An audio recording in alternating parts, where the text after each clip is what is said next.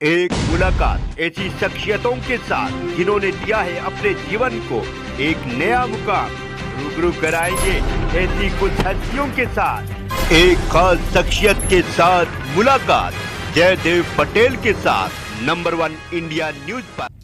नमस्कार व्यूअर्स, मैं जयदेव पटेल और आप देख रहे हैं नंबर 1 इंडिया न्यूज। आपका एक बार फिर स्वागत है एक खास शख्सियत के साथ मुलाकात प्रोग्राम में। आज हम बात करेंगे देश में हिंदू मुस्लिम और साथ ही मंदिर मस्जिद को लेकर के जो एक विवाद चला आ रहा है, इसको लेकर के अब सुप्रीम कोर्ट ने प्लेसेस ऑफ वर्शिप एक्ट पर सुनवाई करते हुए अहम फैसला सुनाया कि जब तक अगली सुनवाई नहीं होती है तब तक जो अदालतें हैं वो कोई फैसला ना दे और ना ही कोई नई याचिका है उसको दायर करें। आखिर इस फैसले के क्या मायने हैं और इसी के साथ साथ one nation one election bill को कैबिनेट ने जो मंजूरी दी है, ये इसके क्या मायने हैं और ये कितना कारगर साबित होगा आने वाले समय के लिए, भारत के लिहाज से। इन्हीं तमाम मुद्दों पर बात करने के लिए हमारे साथ खास मेहमान है ऑल इंडिया बार एसोसिएशन के अध्यक्ष डॉक्टर आदिश जी अग्रवाल। डॉक्टर आदिश जी, आपका बहुत बहुत स्वागत आज हमारे प्रोग्राम में। Thank you. डॉक्टर आदिश जी, आपसे मेरा पहला सवाल है कि प्लेसेस ऑफ वर्शिप एक्ट की सुनवाई को लेकर के सुप्रीम कोर्ट ने जो अहम फैसला सुनाया है, इसके क्या मायने आप देखते हैं? इसका यह है क्योंकि हिंदुस्तान भर में जो एक पीसफुल माहौल था, उसमें जब से राम जन्मभूमि का केस हुआ तो उसके बाद बहुत सारी जगह हिंदुस्तान में इन इश्यूज पे कि यहाँ मंदिर था या ये था वो था और इस पे मस्जिद बनी है, इस चीज के बहुत मुकदमे आने चालू हो गए थे और देश में समाज जो है बट रहा था, एक नया सिस्टम खराब हो रहा था। तो उस पर मुसलमानों का ये कहना है कि वो जो 1991 में ये एक्ट लाया गया था वो सही है, और हिंदू पक्ष का ये कहना था क्योंकि हर जगह जब ये पिटीशन डाली जा रही थी तो जो रेस्पोंडेंट थे, डिफेंडेंट थे, उनका ये कहना था कि ये मुकदमा नहीं चल सकता ये 1991 के एक्ट के कारण से। तो कुछ हिंदू पक्षकारों ने सुप्रीम कोर्ट में इस एक्ट को चैलेंज किया और उसके अंदर जो मुस्लिम पक्ष के भी तरफ से बहुत सी इंटरवेंशन पिटीशंस आई।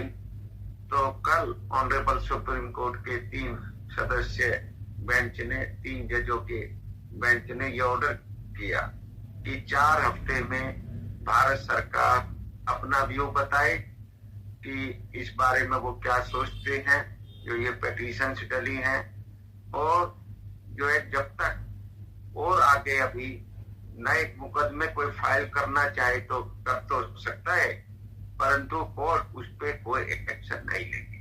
जी डॉक्टर आदिश जी, अगर हम बात करते हैं सुप्रीम कोर्ट का कल का जो फैसला आया 1991 प्लेसेस ऑफ वर्शिप एक्ट को लेकर के, इससे क्या पहले जो सर्वे चल रहे थे या पहले जो सुनवाई चल रही थी, क्या उस पर रोक लगाई गई है या सिर्फ और सिर्फ नए जो मामले होंगे उन पर रोक रहेगी? नए पर, ये नए और कोई नहीं करेंगे, और इनमें भी जो अभी पेंडिंग है, अभी और जजमेंट उसमें आ गए, प्रोसीड जो इफेक्टिव कोई ऑर्डर पास नहीं करेंगे जो पेंडिंग भी है। जी, मतलब पुराने जो सर्वे है वो जारी रहेंगे या फिर उस पर भी रोक है सर? मतलब उस पर आगे कोई कार्रवाई नहीं करेंगी, वो एज इट इज रहेंगी। ये नहीं है कि उनकी प्रोसीडिंग को गलत कर दिया, वो अभी कुछ नहीं, अभी जो कोर्ट्स हैं जहां भी चल रहे थे उस पर आगे ना बढ़े। जी डॉक्टर आदिश जी, अगर हम बात करते हैं one nation one election bill को लेकर के, जिसको अब कैबिनेट की मंजूरी मिल गई है, ऐसे में ये जो कदम है ये कितना महत्वपूर्ण साबित होगा आने वाले समय में भारत के लिहाज से? देखिए, ये एक बहुत अच्छा स्टेप है क्योंकि एक तो हिंदुस्तान में जब भी कोई इलेक्शन होता है तो मॉडल कोड ऑफ कंडक्ट चालू हो जाता है। 1.5-2 महीना जो है उस सरकार, उस स्टेट में कोई भी गवर्नमेंट कोई इफेक्टिव काम नहीं कर सकती, कोई पॉलिसीज प्रोग्राम्स को इम्प्लीमेंट नहीं कर सकती। इतना एक इलेक्शन के नाम पर सारा काम स्टैंडस्टिल हो जाता था, और खर्चा जो है इलेक्शन कमीशन का भी और पॉलिटिकल पार्टीज का भी बहुत खर्चा होता है। तो मोदी सरकार ने ये सोचा कि ये जो इलेक्शन सारे हिंदुस्तान में एक बार हो, ताकि जब भी कोई वोटर जाए वो अपना पार्लियामेंट की भी वोट डाले, असेंबली की भी डाले, पंचायत की भी डाले, जो ये होते हैं ये म्यूनिसिपल कॉर्पोरेशन की कमेटीज की, उनकी भी वोट डाले, ताकि ना तो मतदाता ज्यादा तंग हो, ना पॉलिटिकल पार्टी तंग हो, ना खर्चा ज्यादा लगे। इलेक्शन कमीशन का भी खर्चा बहुत होता है, उनका भी खर्चा कम लगे।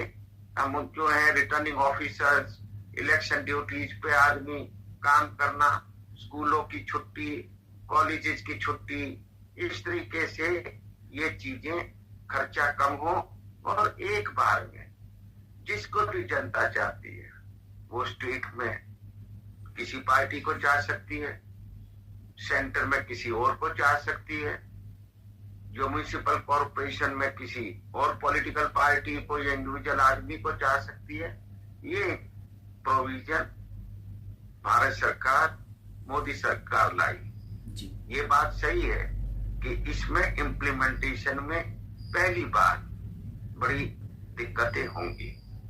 क्यों दिक्कत होंगी?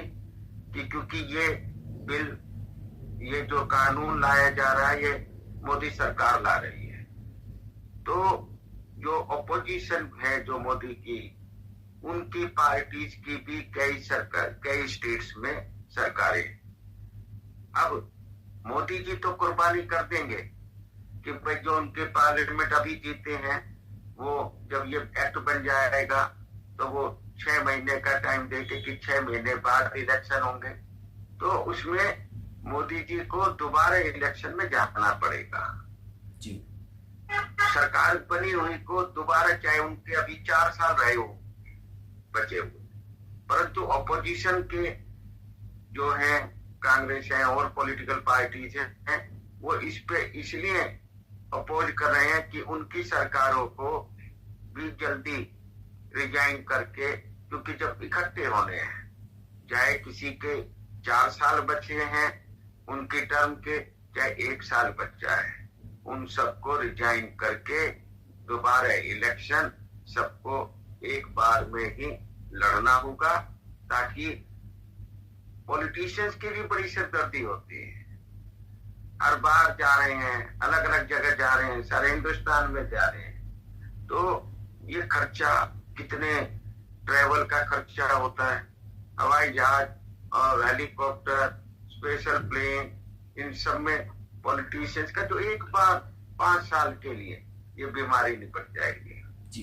परंतु अपोजिशन का ये कहना है कि जी ये ठीक नहीं है, ये कोई कंपेल नहीं करा जाएगा गवर्नमेंट को अगर, परंतु जो अपोज करेगा, जो कहेगा कि मैं रिजाइन नहीं करता, मैं इसके साथ इलेक्शन नहीं करा सकता है, वो वाला काम अभी अपोज करने में भी जब एक्ट बन जाएगा तो इन पॉलिटिकल पार्टी जो आज अपोज कर रही हैं वो उस टाइम नहीं कर पाएंगे। अगर करेंगी तो जनता उनको इलेक्शन में आने वाले में सबक सिखाएगी। जी डॉक्टर आदित्य जी, आपसे मेरा एक आखिरी सवाल है कि आपको कहीं ना कहीं संविधान का एक अच्छा खासा एक अनुभव भी है, एक लंबा आपका एक तजुर्बा भी रहा हुआ है। ऐसे में one nation one election bill को लेकर विपक्ष का जो आरोप है कि ये भारत का जो संघीय ढांचा है उसके खिलाफ है और कहीं ना कहीं असंवैधानिक है, इस पर क्या कहेंगे आप? जैसे संघीय ढांचे पे इस पर कोई असर नहीं है। वो जो स्टेट असेंबली का इलेक्शन उसी टाइम होगा, क्या ये पहले नहीं था? पहले 1972-71 तक तो ये पहले सारा जो हमने देखे इलेक्शन वो सारे इकट्ठे होते थे, और उस टाइम कांग्रेस सरकार थी जो आज अपोजिशन की बात कर रहे। ये कहना कि संघीय ढांचे पे असर पड़ेगा, ये गलत है। हाँ, इनको डर ये है कि आज सेंटर में एक नाम है मिस्टर नरेंद्र मोदी, जिसको सारे दुनिया में और हिंदुस्तान में बच्चा बच्चा जानता है। उनके रिक्वेस्ट पे सारे इंडिया पे असर होता है, तो कहीं उनके कारण से जहां आज ऑपोजिशन रूल स्टेट्स हैं वहां पर भी जब साथ में पार्लियामेंट की वोट डालेंगे तो वोटर की, जब पार्लियामेंट की वोट जो है सब बीजेपी को डाल रहे हैं, तो उनको ये डर है कि साथ में वो हमारी एमएलए की वोट भी जो है हमारे पारंपरिक पार्टी को ना देके वोटर जो है बीजेपी को दे देगी, इसलिए उनको डर लगता है। संघीय ढांचे पे नहीं, उनको ये लगता है कि भाई साथ में जब बड़ी वोट, पार्लियामेंट के वोट को बड़ी बोलते हैं, असेंबली को छोटी वोट बोलते हैं, और ये और नगर पालिका और इनकी और छोटी बोलते हैं, तो उसमें बड़ी वोट के चक्कर में वो साथ में छोटी वोट भी उसी पार्टी को ना देते। जी डॉक्टर आदित्य जी, आपने हमारे लिए समय निकाला, उसके लिए आपका बहुत बहुत धन्यवाद। Thank you.